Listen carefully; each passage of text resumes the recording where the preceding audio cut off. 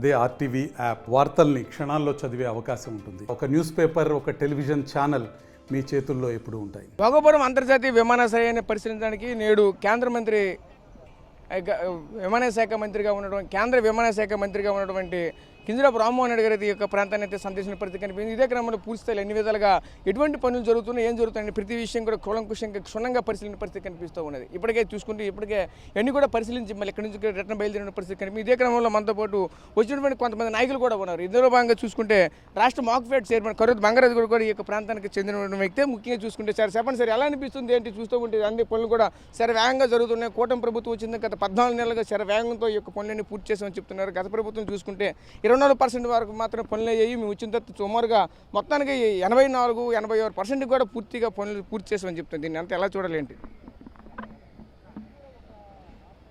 Bhogapuram international airport గతంలో 14-19 ప్రాంతంలో ప్రస్తుత ముఖ్యమంత్రి వర్యులు మా ప్రీతమ నేత నారా చంద్రబాబు నాయుడు గారు కృషి పట్టుదలతో అప్పుడున్నటువంటి విమానయాన శాఖ మంత్రులు శ్రీ పూసపాటి అశోక్ గజపతి రాజు గారు విమానయాన మంత్రిగా ఉన్నారు. మరి అప్పుడు కేంద్రం సపోర్టుతో ఉత్తరాంధ్ర అభివృద్ధి చెందలేదు. ఉత్తరాంధ్ర అభివృద్ధి చెందాలంటే ఖచ్చితంగా ఇక్కడ ఎయిర్పోర్ట్ నిర్మించాలనే దృఢ సంకల్పంతో మా ప్రీతమ నేత ఆ రోజు ఇక్కడ భూసేకరణ చేపట్టడం జరిగింది. మరి భూసేకరణ చేపట్టేటప్పుడు చాలామంది రైతులు స్థలాలు ఇవ్వకపోగా రకరకాల ఇబ్బందులు ఎదుర్కొని వారికి నచ్చజెప్పి ఎయిర్పోర్టు వస్తే ఏ విధమైనటువంటి ఉపయోగాలు ఉంటాయో వారికి కూడా అప్పుడు నేను భోగాపురం ఎంపీపీగా ఉన్నాను. ఈ స్థల సేకరణ బాధ్యత మా ప్రీతమ నేత గౌరవశ్రీ ముఖ్యమంత్రి నారా చంద్రబాబు నాయుడు గారు అధికారులతో పాటు నాకు కూడా ఈ పని పూర్తి చేయాలో తప్పదని చెప్పడం జరిగింది. ఇక్కడ ఉన్నటువంటి రైతులు మన దగ్గర విమానాశ్రయం వస్తే చదువుకుని పిల్లలు ఉన్నారు, ఉద్యోగాలు వస్తాయి, ఉపాధి కల్పన వస్తుందని చెప్పి వాళ్ళందరూ కూడా ఆ రోజు ఆశతో ఇవ్వడం జరిగింది. మరి అదేవిధంగా 2019లో తెలుగుదేశం ప్రభుత్వం అధికారం కోల్పోయిన తరువాత వైసీపీ ప్రభుత్వం వచ్చింది. మాటలు చెప్పడమే కానీ చేతలు కనిపించలేదు. 26% 5 సంవత్సరాలు కాలంలో 25% మాత్రమే పని చేయగలిగారు. అయితే జూన్లో ప్రభుత్వం మళ్ళీ చంద్రబాబు నాయుడు గారు కూటమి ప్రభుత్వం ఏర్పాటు చేసిన తర్వాత పనులు శరవేగంగా సాగుతున్నాయి. 26 ఉన్నదాన్ని ఈరోజు 86కు వచ్చింది. అప్పుడు చంద్రబాబు నాయుడు గారు పర్యవేక్షణకు వచ్చినప్పుడు ఎవరైతే ఈ ఎయిర్పోర్టు కాంట్రాక్టరు యాజమాన్యం ఉందో వారిని ఎప్పటికవుతుందంటే 2026 డిసెంబర్కి పూర్తవుతుందంటే లేదు మనకి 2026 జూన్కి ఇక్కడ పని పూర్తవ్వాలి చెప్పడం జరిగింది. దానికి అనుగుణంగానే ఈవేళ పనులు శరవేగంతో పూర్తవుతున్నాయి.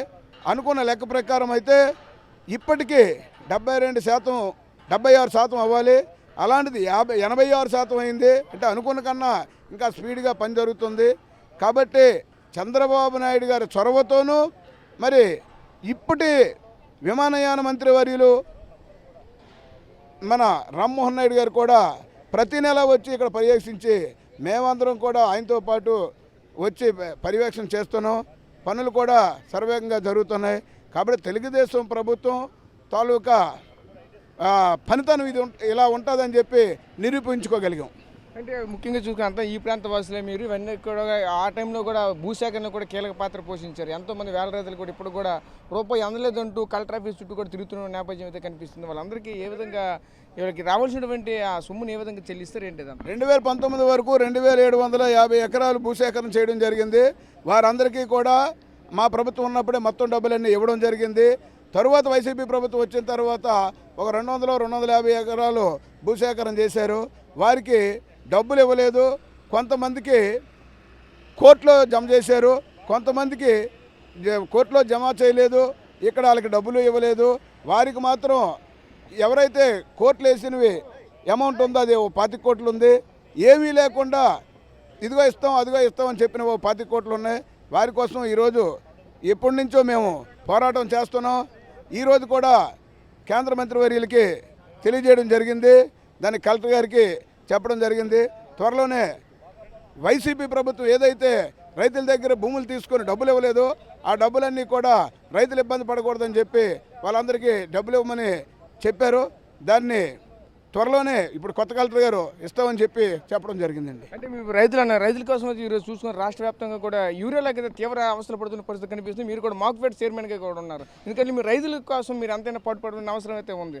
ఈరోజు పూర్తిగా చూసుకుంటే ఉమ్మడి విజయనగరం జిల్లా కావచ్చు, అలాగే శ్రీకాకుళం జిల్లా కావచ్చు, ఈరోజు రాజాంలో కూడా పూర్తిగా రోడ్డును పెడుతున్న పరిస్థితులు కనిపిస్తున్నాయి. ఇదంతా కూడా ఎలా చూడాలి, ఏంటి, వాళ్ళకి ఎటువంటి భరోసా కల్పిస్తారు? గత సంవత్సరం కంటే ఈ సంవత్సరం ఎక్కువ మేము దిగుమతి చేసుకున్నామని చెప్తున్నారు. మొన్నటి వరకు కూడా ముందస్తుగానే వర్షాలు పడిపోయాయి.